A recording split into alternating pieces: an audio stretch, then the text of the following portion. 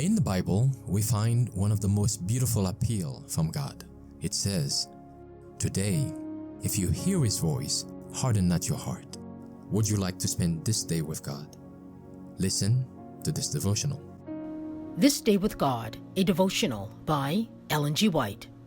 The Divine Substitute.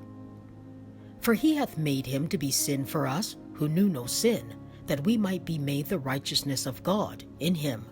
2 Corinthians 5, verse 21. He saved others, Himself He cannot save. Mark 15, verse 31.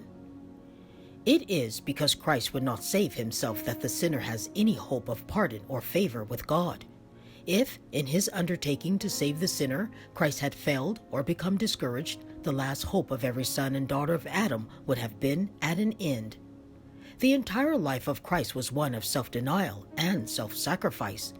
And the reason that there are so few stalwart Christians is because of their self-indulgence and self-pleasing in the place of self-denial and self-sacrifice.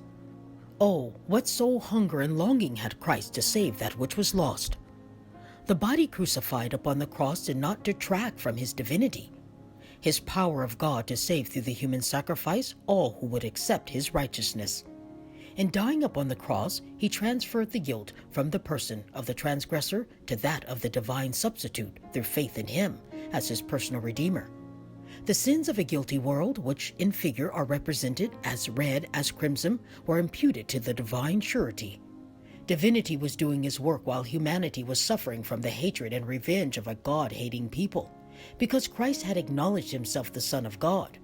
He alone could respond to the poor suffering thief. He alone was free to undertake the suretyship of the guilty criminal. The dying Redeemer saw Him to be far less guilty than the ones who had condemned Him to death, far less guilty than the priests, the scribes, and rulers who had taken an active part in demanding the death of the Son of God. What a faith hath that dying thief upon the cross! He accepted Christ when apparently it was an utter impossibility that He should be the Son of God, the Redeemer of the world. In the prayer of the poor thief, there was a note different from that which was sounding on every side. It was a note of faith, and it reached to Christ.